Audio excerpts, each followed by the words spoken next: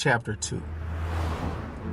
Paul pulled into the shared driveway of his client's two-story brick townhouse. He did not usually take appointments on this side of town, but Christina had been begging to see him for days. They met in line at a Starbucks in Vail, Colorado. He wasn't a usual patron, so the detailed menu was confusing. After seconds of holding up the busy line with his indecision, he heard a woman's voice behind him. "He will have a Trenta cold brew, extra ice, no cookie crumbles, and I will have a hot chai tea latte." Paul looked over his shoulder to see a cute brunette wearing black leggings and white Reeboks. The camel-colored cotton sweater dropped just below her waist, but he could tell the junk in the trunk was substantial. Upon receiving their drinks and chatting it up, Christina asked if it would be okay to call him later.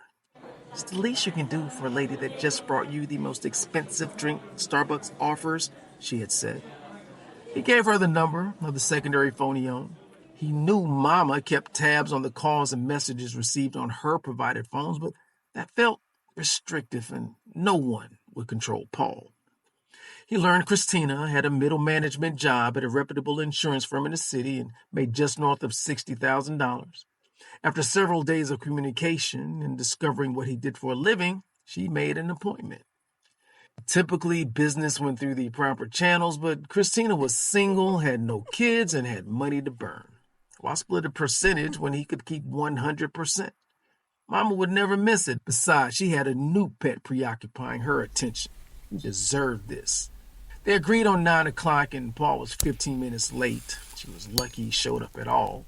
He sat in the driveway, puffing one of his Black & Mild cigars. His cell phone chirped in the cup holder, and he pressed the answer button on the steering wheel. "Hello?"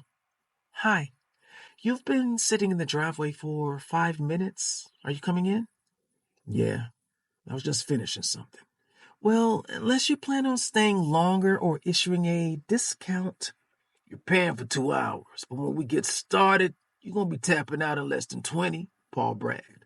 "You sound confident," Christina giggled. "Nah, convinced." "Well, it's good I have a quick recovery time. Get your ass in here." "On my way." Paul ended the call and snuffed out the remainder of his smoke. She had thrown down the gauntlet, and he eagerly accepted the challenge. He would not lose again. Not today. Summoning his anger and frustration with Mama and Vincent, he funneled it into his world-class libido and swelling manhood. By the time he reached the front step, he had possessed the most rigid and substantial erection he had ever experienced. Christina opened the door wearing red see-through underwear, high heels, and a smile. One look into the blazing eyes and bulging crotch of the man awaiting her told her everything she needed to know. She had better grab on, hold tight, and prepare herself for the ride of her life.